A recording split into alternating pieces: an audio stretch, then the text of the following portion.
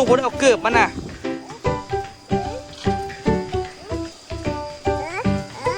แก้วสิปักตีนพอละค่อยๆวันนี้ตัวสิเพี้ยนดีๆตัวสิเก็บตัวสิเมียนดีๆเนาะให้มันในระบบค่าๆเลยทุกคนอย่าง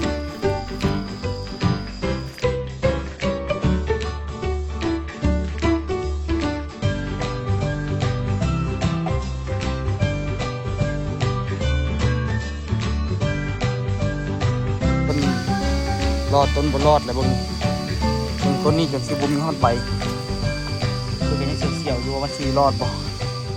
ทุกคนสบายดีตอน2 โมงเนาะพาที่โดนคนเลยบ่ได้เอาคลิปลงเลยตอนเช้านี่ละกัน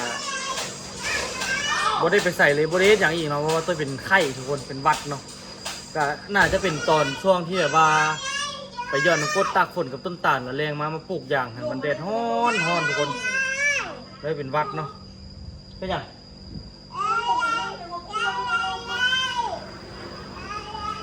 หลังจากนั้นแล้วก็หากว่าตื่นวันนี้ทุกคนหากว่าช่วงไข่กันซะมื้อนี้บ่ได้เห็นหยังเลยมีแต่พักผ่อนอย่างเดียวนะทุกคนแต่เดี๋ยวนี้ก็ยังเจ็บหัวอยู่ยังเจ็บหัวนึกอยู่แต่ว่าก็คันนอนอยู่ในห้องก็คือที่เจ็บหัวอะไรของเก่าก็เลยว่าลุกซะ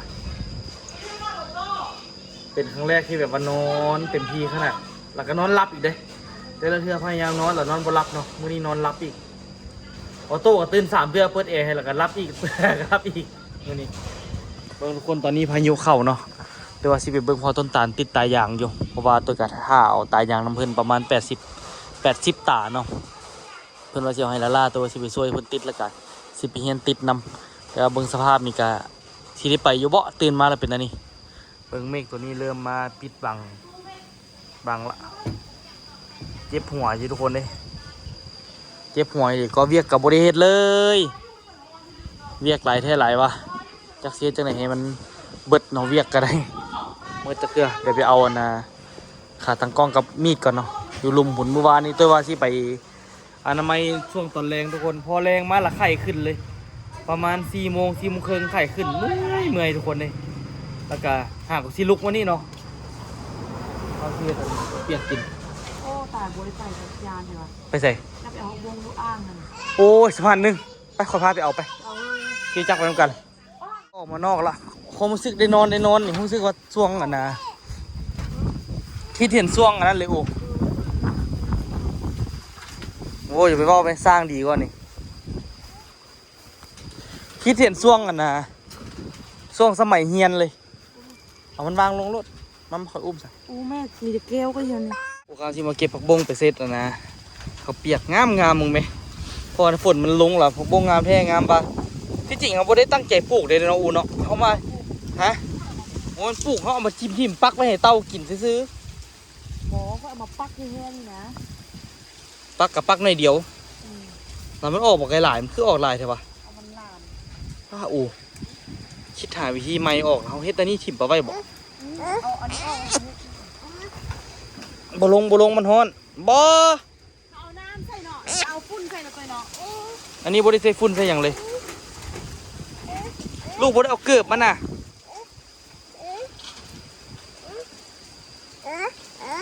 แก้วสิปักตีนพอละเอาลูกย่างขึ้นไปท่าซะเลี้ยวไวกระโดดแท้ไปเบิ่งดูอันนี้นี่อันน่ะหลังบ้านอันนี้เป็นยังไงล่ะตัวกับที่จริงอยากมั่งอันนี้ออกนะค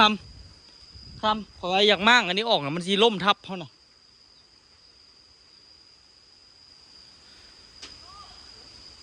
มันสีล่มทับเครื่องของเบิดเลยได้ดิเบิ่งตูบเขา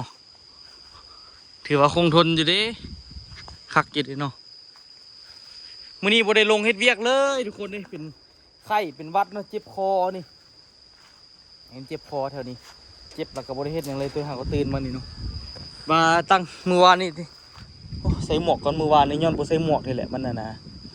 เป็นไข้นะเดี๋ยวตัวไปเอาหมวกมาใส่ก่อนมือวานนี่ตอนตัวขุดมันนะทุกคนหลังจากขุดมันแล้วรู้สึกว่าเมื่อยเข่าเลยดิรู้สึกว่าเมื่อยรู้สึกว่าหน้ามืดรู้สึกว่ามิงเข่าแล้ววันนั้นล่ะไปติดตั้งกล้องวงจรให้ต้นตาลเนาะ ติดตั้งกล้องวงจรให้ต้นตาลล่ะกลับมาล่ะ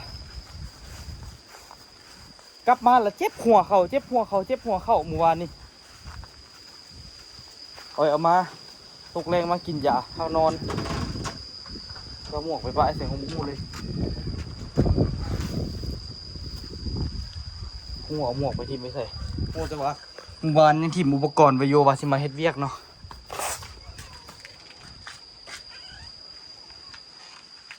โอ้หมวกไปทีไม่ใส่หัวยาเถอะเอาไปคักขนาดทุกคนเลยนี่หมักนาวปีนี้นี่เห็นผลเด้อหมักนาวเฮาเนาะปีนี้สิเห็นผลเด้อพ่อแม่พี่น้องเอ้ย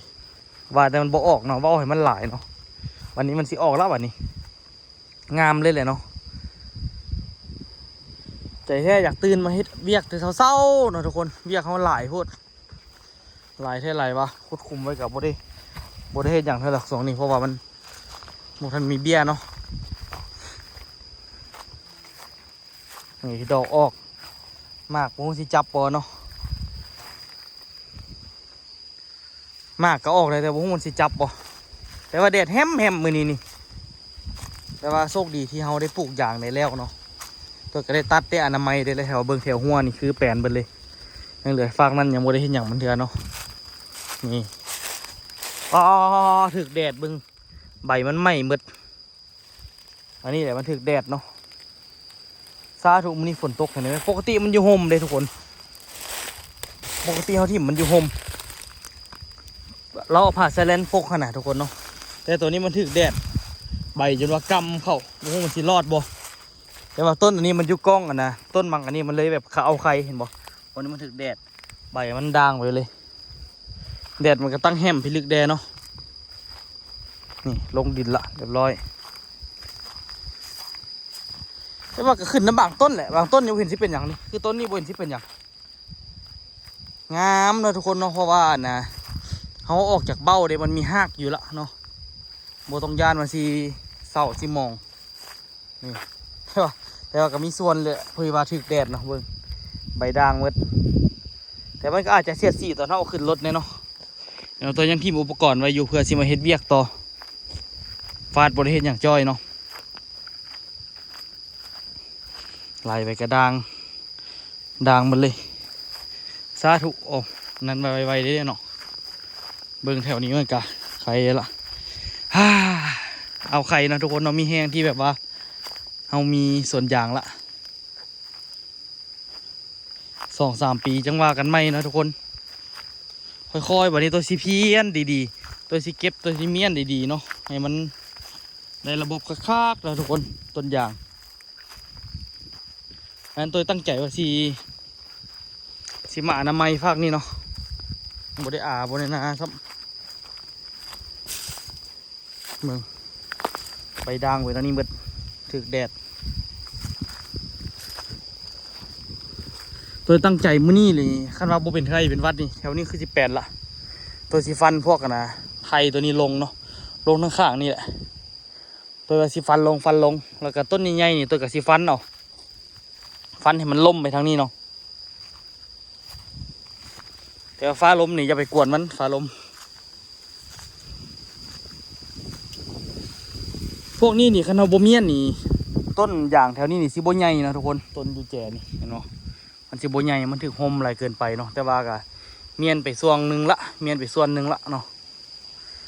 ส่วนหนึ่งเมียนละแต่อีกส่วนหนึ่งยังบ่ทันเมียน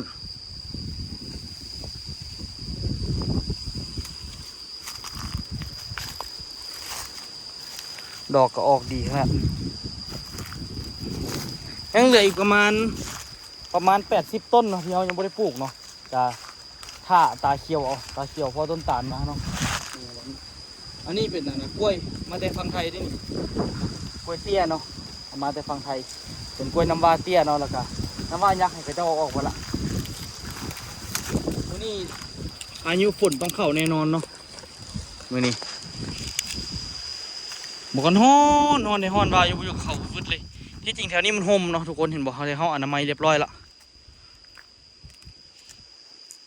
ยังเหลือต้นอันนี้เนาะบัดแล้วเขาแหละจะมาอนามัยตัดมันออกกับต้นนี้เนาะไผ่นี่ก็เสียวออกถือว่ามีหลายต้นหลายแนวอยู่ที่เขาได้อนามัยมันเนาะ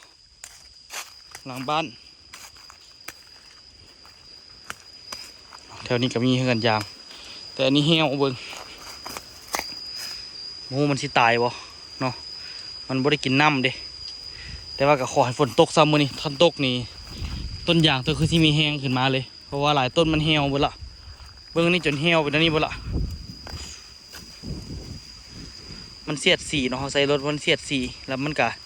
มาแล้วมันบ่ได้อยู่ห่มสมควรท่านน่ะปกติอยู่นำแต่ผ้าสแลนผ้าห่มเนาะ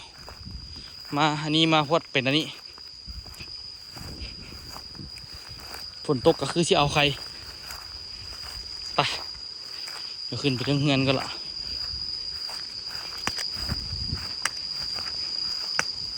ส่งหัวหารเมื่อกี้เงินตัวเฮียได้คืนสิ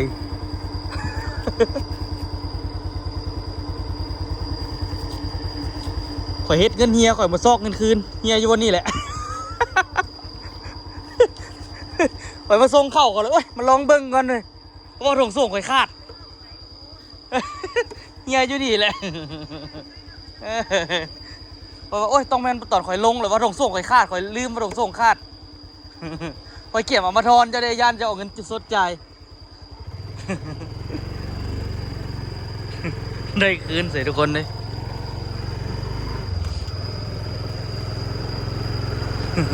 ตัวลองมาเบิ่งซื่อๆเลยได้คืนสิติโด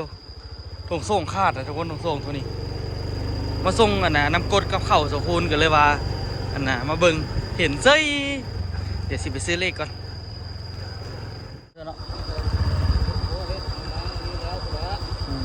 ฟังนี่ก็ยังบ่ทันมั่งสำเนาะเจ้าฮับมั่งวะหรือว่าของดินเจ้าเองอันนี้อันนี้นะว่าเจ้าฮับมั่งเลยเจ้ามั่งเองตั้งไฟตั้งมั่งเองเนาะถือกวางเลยแห้งสบายกว่าเก่าแล้วเนาะรุดเลยแล้วเนาะ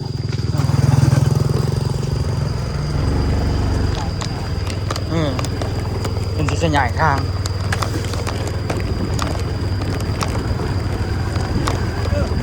เห็นนะ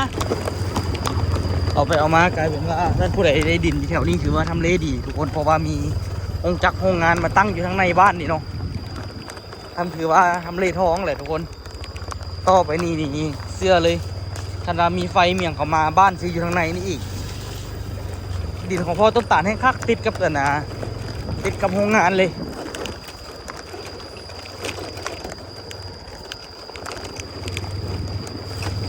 ทุกคนจะมาเพี้ยวมาฟันพี่ลือขนาด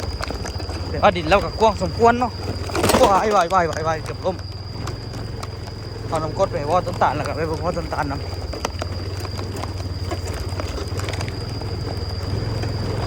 ไปเพี้ยวไปฟันแล้วก็เงี้ยรดน้ำมาซะอันว่าอันนั้น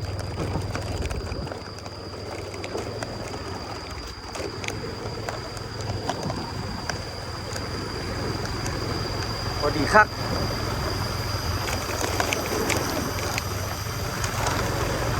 น่าจะแม่นไอเวียดเลยที่ว่าเงินที่ขยายที่จริงคนทางแห้งหลายแห้งดีเส้นนี้เนาะทางเข้าทางออกแห้งหลายทางแห้งดีให้เข้าให้ออกสะดวกกว่าฉันซะงบเพิ่นนี่หลายขนาดเลยต้องได้เล็งให้ท่านเห็นก็สร้างแล้วเว้ย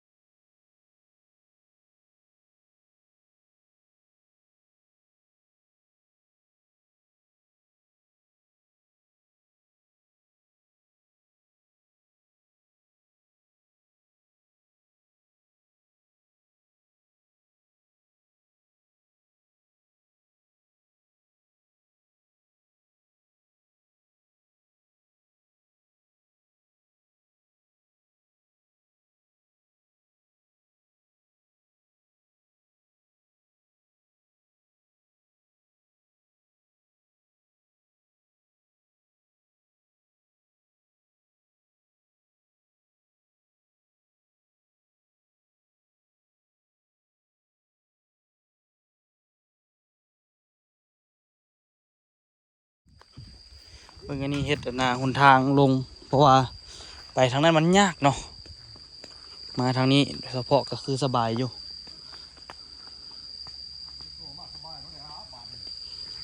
คันไปกินปลาอยู่เที่ยงแล้วแม่นขี่รถมารถแล้วเนาะ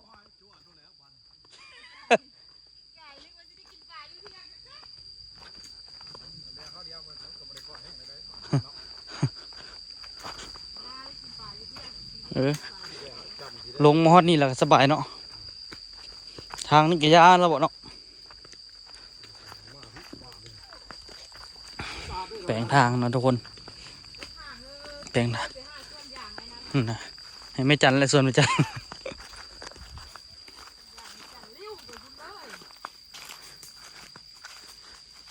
เที่ยวเข้าไปนี่มันก็สะดวกสบายนะทุกคนทั่วอันนี้ติดตายอย่างคือฮอดใส่ลงเนาะจักร้อยแล้ว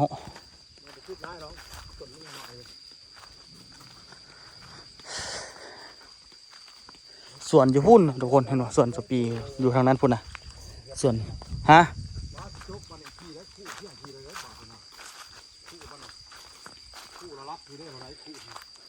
กมาเบิดเดี๋ยวแซวน้องตัวนี้จกยาวออกไปเดินเขาให้น้ำตาลคันเบิดด้วยแล้วนะน้ำตาลมาดี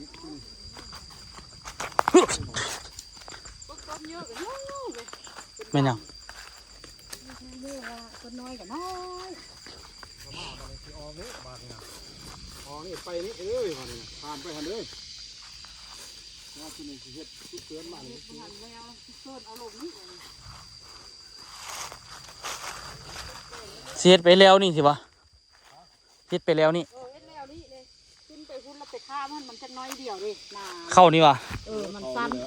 ตอนหน้าเนี่ยก็ไปลงให้เสียฮัท บัดยามมีน้ำเลยสิไปแบบนี้ก่อนนี้ซุกเชิญไปนี่ก่อน แป้งตัวนี้หน่อยหนึ่ง กาวมาตกนี่มาใส่ไว้ แป้งตัวนี้หน่อยหนึ่งก็ให้รถเงียงพวกเลยพอ อันนี้เป็นอย่างห้อยอย่างนี้ รถมาตกคุ้มอยู่นี่ไปซาวนี่ รถไถวะ โอ้ยรถจักรตั้งปืนนะหัวยกคือยกรอเลย เอาเฮ็ดตัวนี้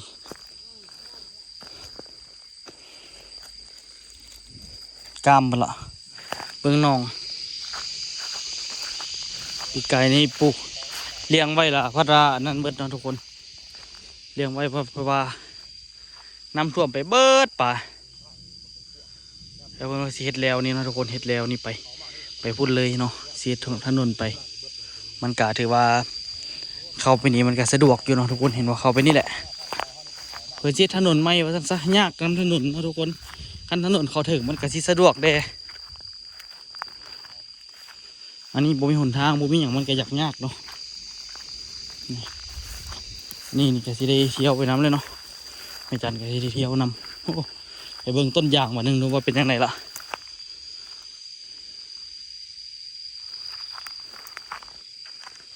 เพิ่นสิเอาขึ้นมานี่บ่ทางหรือว่าจังไดหรือว่าสิลงมานี่ก็บ่ฮู้กันแต่ว่าเพิ่นว่าก็สิได้เที่ยวเพิ่นว่าสิได้เที่ยวอยู่เสียหนทางเที่ยวเนาะบัดแล้วสิมาเทตัวก็สิต้องได้มาเทช่วยแหละเพราะว่าอาศัยได้เที่ยวน้ำเพิ่นเนาะหนทางเขาสปีเนาะเพราะฉะนั้นมันก็สิได้มาเที่ยวนี่เที่ยวสตอนี่แหละซื้อมาเลยเนาะลงคุณซื้อมาแล้วขนาดจะมาลงนี่ไปเบิ่งทางลงนี่เพิ่นน่าจะเฮ็ดเข้ามานี่แหละเพิ่นน่าจะเฮ็ดเข้ามานี่แหละซื้อตัวนี้เนาะซื้อตัวนี้เลยซัดซื้อไปเลยตัวก็บ่ได้มาเบิ่งเลยส่วนอย่างไม่จันนี่ก็ได้โอ้อยากว่าดงเด้อส่วนอย่างนี่ก็ได้เนาะมีสาลีมีอันนั้นอีกตั้งขึ้นเนาะหรือว่าอย่างมันตั้งใหญ่หัว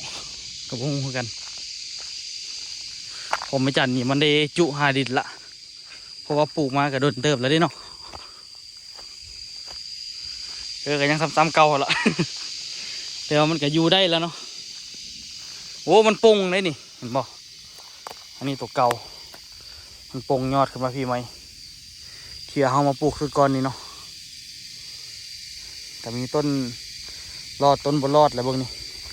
เบิ่งต้นนี้จนสิบ่มีฮอดใบตัวก็ยังเสียวๆอยู่ว่ามันสิรอดบ่โอ้นเปียกๆน่าจะแม่นพอต้นตาลเอานะโฟลิดอนมาหดที่บ่เบิ่งนี่เห็นบ่มันเปียกๆอยู่อาจจะแม่นเด้กกสาลีหลายต้นเติบก็นี่เพิ่นเอามาซักเนาะอยู่นี่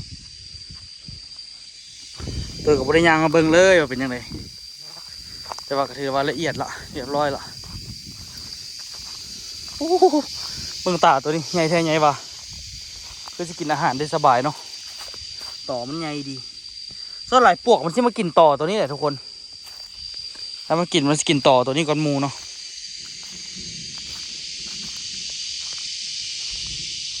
ต้นใหญ่ต้นน้อยไปซะแล้วเนาะปลูกอย่างก็ได้นี่แต่ตัวรู้สึกว่ามันปงขึ้นเว้ยของแม่จันนี่แท้ก็ตัวรู้สึกว่ามันลงดินละอันนี้มันปงขึ้นรู้สึกว่ามันบ่ได้ยาวป่ะนี้เดี๋ยวตั้งยาวปกติว่ะ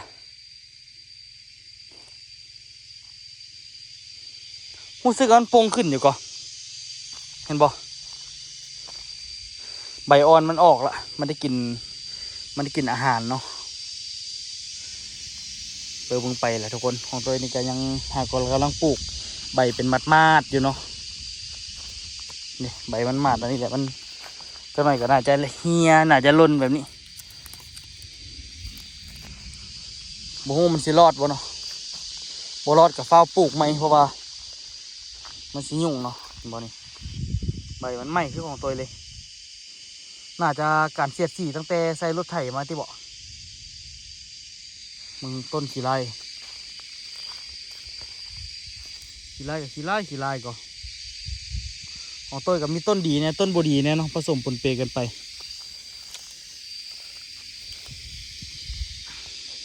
ปลูกพร้อมกันเนาะทุกคนมาเบิ่งว่าทางใดที่สมบูรณ์กว่ากันต้นกับสิพยายามเฮ็ดทางนั้นให้มันงามๆเฮ็ดคักๆให้เบิ่งกะคันดาพนิษฐ์ทุนทางตัวนั้นมานี่กะซีได้เที่ยวน้ำกันแหละเนาะมาส่วนอย่างนี่อนาคตผู้แล6-7 ปีผู้แลจึงซีได้เที่ยวมากรีดยางคุณคงเคยได้เอาขี้ไทยตากแดดมาคักๆละสบายแล้วปะนั้นมีเวลามาไถฟื้นมันไว้นี่โอ้สบายเนาะคันฟื้นมันไว้ได้ตากแดดนี่เข้าจังไหนก็งามปีนี้แต่ผมเด้อปีนี้หน้าเขาเคยสิงามเนาะเฮ็ดหนทางนี่แกยุ่งกันมันหลายแนวต้นไม้สักตัวนี้จะเป็นพุ่มละบุพากันเอาลง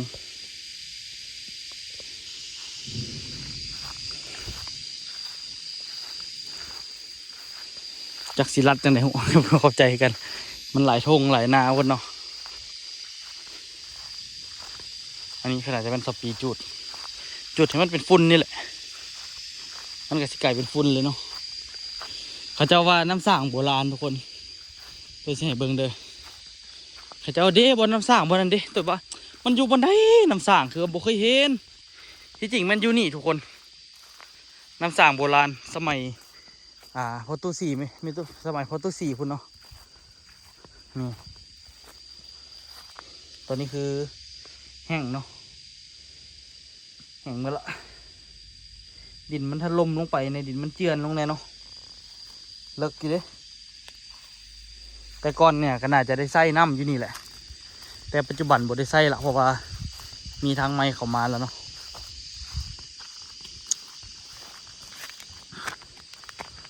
เราจะปีแค่นั้นวันเดียวสิไปช่วยเพื่อนนิดนึงก่อน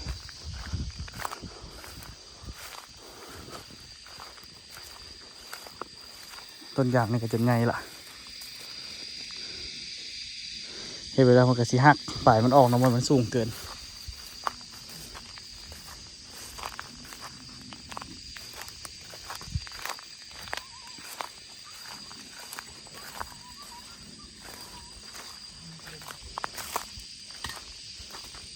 ใครได้ดินอ่อนเนาะมันบ่อ่อนนี่ยุ่งเลย